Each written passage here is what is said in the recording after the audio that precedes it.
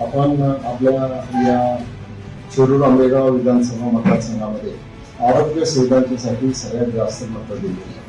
आणि आज मला या ठिकाणी सांगायला आनंद वाटतो की आपलं मंचरचं जे उपजिल्हा रुग्णालय आहे त्या उपजिल्हा रुग्णालयाला श्रेणीबद्दल करण्यासाठी आपण तांबडेवाडीमध्ये दुसऱ्या रुग्णालयाची बांधकाम त्या ठिकाणी सुरू केलेलं आहे. त्याचं बरंचसं काम पूर्ण झालेलं आहे.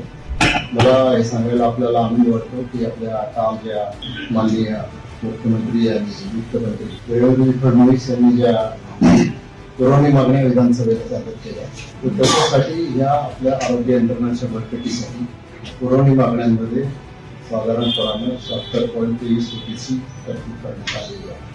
आणि माझी खात्री आहे की हे 77.23 कोटी रुपयाचा हा जो निधी आहे हा आपल्या सर्व गरजा पूर्ण करण्याच्यासाठी त्या ठिकाणी निश्चित प्रकारे पुरेसा होईल. जरी इमारती बांधून जरी झाल्या तरी डॉक्टर्स बाकीचा स्टाफ मिळाला पाहिजे. महाराष्ट्र सरकारने जे आदेश काढलेले आहेत ते आदेशामध्ये मंचर उपजिल्हा रुग्णालयाला आणखी 259 पदांची निर्मिती करण्यात आलेली आहे. त्याच्यामध्ये वेगवेगळ्या प्रकारचे डॉक्टर्स असतील, बाकीचा स्टाफ असेल